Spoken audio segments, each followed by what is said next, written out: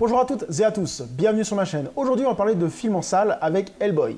Alors si vous n'avez pas vu ce film, je vous conseille de ne pas regarder cette vidéo, car je vais faire du spoil.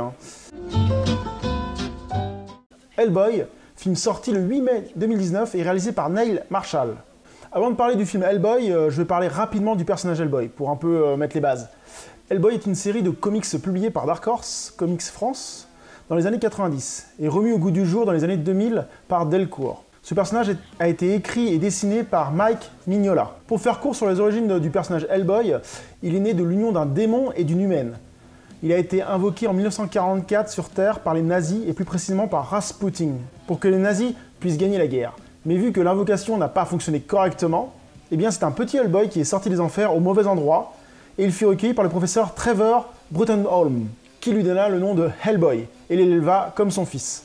Plusieurs décennies plus tard, Hellboy devient adulte et vu que ses capacités sont hors normes, même pour un démon, il intègre l'équipe du BPRD, le Bureau for Paranormal Research and Defense. C'est une sorte de truc top secret, c'est une sorte de bureau de recherche, entre guillemets, secret, qui doit défendre la Terre des choses paranormales, des démons, enfin un peu de tout quoi. Et donc, avec d'autres êtres paranormaux, il résout des affaires pour le gouvernement. Voilà en gros de quoi parle Hellboy. Alors l'univers d'Hellboy est très vaste. Ses aventures lui ont fait affronter plein de monstres différents, d'êtres mystiques, sorcières, chamans, démons, géants, un univers très riche. Et donc ce comics avait déjà été adapté en film, plusieurs fois. Le premier film de Hellboy est sorti en 2004, réalisé par Guillermo del Toro, et Hellboy 2, la Légion d'Or Maudit, est sorti en 2008. Ce sont les deux films qui sont sortis au cinéma.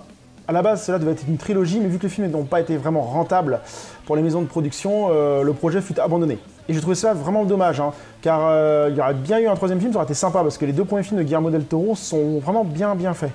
Et ensuite, il y a quelques années, arrive un projet un peu de nulle part, un Hellboy, mais pas Hellboy suite de la trilogie, un Hellboy reboot. Et là, je me suis dit, fait chier, encore un reboot. Je voyais pas trop l'intérêt de ce reboot. Car moi, je m'attendais vraiment à la suite des aventures de Guillermo del Toro, qu'il avait fait les deux films, quoi. Bon, franchement, j'avais vu la bande-annonce, ça n'avait pas trop accroché, j'avais dit, bon, j'irai le voir quand même. Et pour ne pas m'influencer, mon jugement, je ne regarde jamais les critiques avant d'aller au cinéma. Je la regarde toujours après pour voir un peu ce que les gens disent, mais jamais avant. Et je me fais moi-même mon idée lors du visionnage. Donc, j'ai vu ce reboot d'Hellboy. Eh bien, bien que j'aime les comics, j'aime l'univers d'Hellboy, bah, j'ai pas accroché plus que ça. Ce film a des choses qui vont et des choses qui vont pas. Et je vais vous expliquer pourquoi. Alors déjà, bravo au réalisateur Neil Marshall. Il a réussi quand même à faire une bonne adaptation du comics. Cela est cool, car il fallait avoir des coronets pour faire ça. Parce que pour retranscrire presque à peu près exactement certains personnages du comics dans un film, même Guillermo del Toro ne l'avait pas fait. D'ailleurs, c'était la faiblesse des films de Guillermo del Toro. Les films étaient trop lissés, le monde d'Hellboy n'était pas assez approfondi et il manquait quelque chose dans ces films. Mais pour un public lambda, enfin un public qui ne connaissait pas le comics, ça passait très bien. Mais vu que Guillermo del Toro s'est filmé, avec la narration, le scénario et tout, bah ça rattrapait le truc et ça en faisait des bons films. Et dans le Hellboy de 2019, quelqu'un qui aime les comics s'y retrouve quelque part. Parce qu'il y a un haut niveau de fanservice dans ce film. Un vrai fanboy. C'est vraiment pour les fanboys. Et c'est ce qui cloche. Car d'un côté, je suis hyper content que l'univers original l'ait respecté, mais je trouve le film trop bordélique. Ce reboot intègre trop de choses. Des personnages, des lieux. Si la personne n'a pas lu les comics, eh bien elle est perdue et ne comprend quasiment rien du tout. Enfin, elle comprend en gros le scénario, mais il y a des trucs qui vont lui passer complètement à travers, quoi. Typiquement, un exemple, genre Hellboy revoit dans le film des personnages, des amis, et dialogue avec eux comme si les téléspectateurs avaient vécu avec eux les aventures. Mais ils se remémorent le passé, ils parlent de ce qui s'est passé, de ce qu'il y a eu. Et là vient un problème. Si tu connais que les films de Guillermo del Toro, eh bien tu es complètement perdu et tu décroches le film. Et si tu ne connais pas l'univers de Hellboy, tu perds le fil du film aussi. Et cela n'arrive pas qu'une fois, ça arrive plusieurs fois dans le film. Et j'ai trouvé cela vraiment dommage. On a l'impression d'avoir loupé un film avant ou quelque chose qui...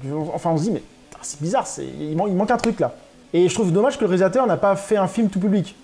Car ça ne peut pas être non voulu, il faut être honnête, il y a des références aux comics à fond, donc le réalisateur ne peut pas se plaindre que son film ne fonctionne pas et que les critiques l'assassinent.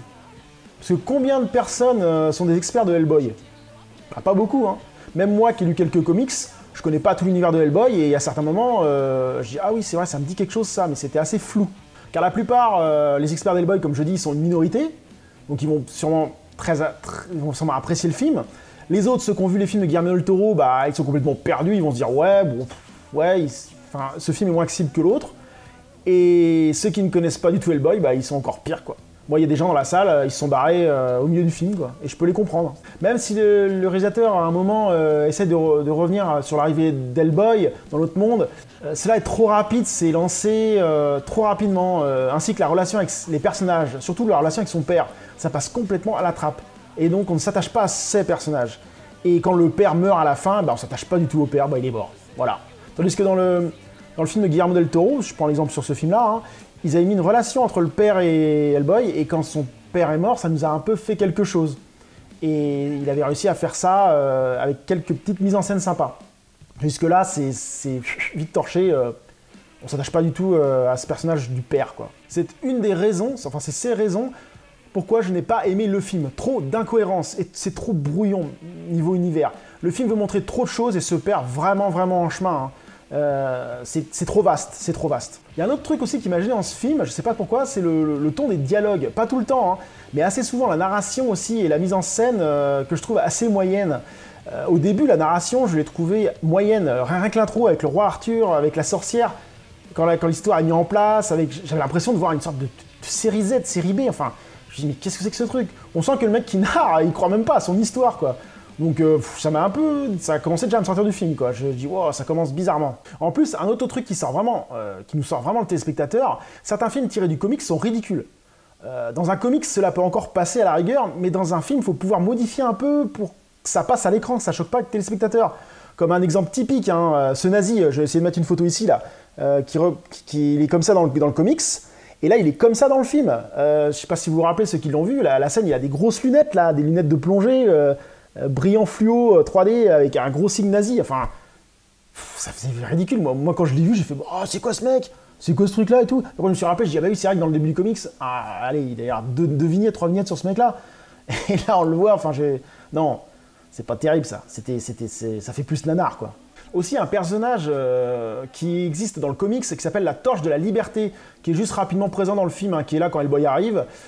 Et ben là, ils le mettent en ridicule. Un mec qui arrive, le tueur de nazis et tout, qui arrive, il se bat contre les mecs et tout, et puis il met une sorte de tampon, enfin comment on appelle ça? Oh, je sais plus le nom, qui chauffe là. Oh, je sais plus le nom. Merde. Bref, ce gars-là arrive et est complètement ridicule. Enfin, il est... non, c'est vraiment... Enfin, c'est pas terrible, quoi. On dirait que le personnage est fait pour être nanar, quoi. Et encore un autre personnage aussi qui est assez ridicule, c'est le chef des Osiris. Ridicule avec sa tête de cerf, là. Franchement, il y avait moyen de faire mieux que ça, quoi. Même si ça existe dans le comics, c'était ridicule. Tu vois, avec son cheval, avec la tête de cerf. J'étais là, mais je dis...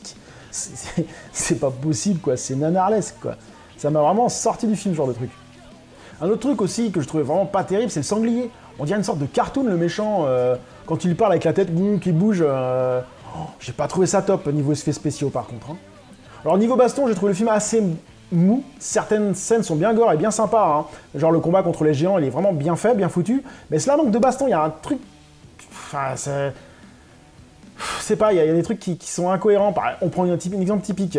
Quand Hellboy se fait attaquer par le clan des chasseurs d'Osiris par mégarde, il se fait embrocher par des sortes de lances, il se fait électrocuter et tout, il se fait battre assez facilement. Et la scène suivante, il se bat contre des géants, et les géants lui mettent des gros coups de massue et tout, et là il meurt pas, il est quasiment pas battable, enfin il se prend un coup, la tête s'arrache pas et tout, alors qu'avec une petite lance il se fait niquer. Ça je trouvais ça incohérent aussi. S'il avait été aussi peu fort, normalement les gens lui auraient mis un coup et il lui aurait arraché la tête. Ouais, non, même s'il avait pris par surprise les Osiris, il aurait dû les bouffer en 30 secondes, quoi, vu qu'il avait éclaté les géants après. Ça, j'ai trouvé ça très moyen, cette scène-là. Le combat de géants était bon, mais pas la scène d'avant, je l'ai trouvé, ouais, pas terrible. Alors, est-ce qu'il se retenait parce que c'était des humains? J'en sais rien, mais ça m'a... Ouais, je dis, bah putain, Hellboy se fait battre par des pauvres mecs avec des lances électriques, ouais. Même s'il avait des pouvoirs mystiques, ouais, non, je trouve ça vraiment bizarre.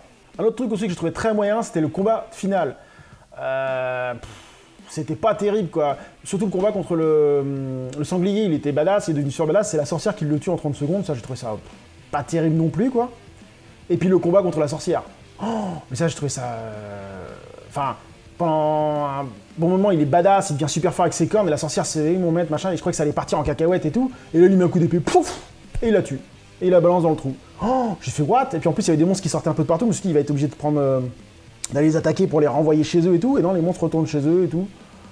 Ouais, c'était vraiment moyen, ça, Ouais, je m'attendais à quelque chose de plus badass, quoi. Enfin bref, ce film a vraiment beaucoup de mauvais côtés hein, et de défauts qui le rendent chiant à visionner. Franchement, pendant un moment, j'ai regardé ma montre, je me suis dit, encore 40 minutes, ça m'a un peu gonflé. Pourtant, j'aime vraiment Hellboy, hein, j'aime vraiment l'univers d'Hellboy, mais là, j'ai pas du tout accroché. Je pense que le réalisateur a essayé de retranscrire au mieux le comics, ce que je trouve vraiment bon, hein, mais il n'a pas su, pour moi, l'adapter. C'est trop farfelu, trop fouillis. À la rigueur, faire plusieurs films, mais là, il y avait trop de le film était trop condensé en un seul truc, ça m'a vraiment gêné. Et donc, pour moi, la mayonnaise n'a pas pris. Hein. Pourtant, dans ce film, il y a des bonnes idées, comme je disais, hein, tirées du comics, mais bon, non, c'est mal exploité. Il y a quelque chose, il y a un truc qui va pas, quoi. Alors, ce que je trouve assez dommage, c'est que maintenant, vu que le film Hellboy va pas marcher du tout, ça va pas marcher. Les maisons de production vont se dire bon, Hellboy c'est pas dans la tendance, ça marche pas, ça sert à rien d'en faire un deuxième film. Et donc on ne verra jamais la fin de la trilogie de Guillermo del Toro. Et je trouve ça dommage, j'aurais bien aimé voir un peu la fin de cette trilogie. Mais bon, c'est comme ça. J'espère que cette vidéo vous a plu, et j'attends votre ressenti dans les commentaires si vous l'avez vu, et dites-moi si vous avez aimé ce film ou pas. Je vous dis à très bientôt sur ma chaîne. Salut!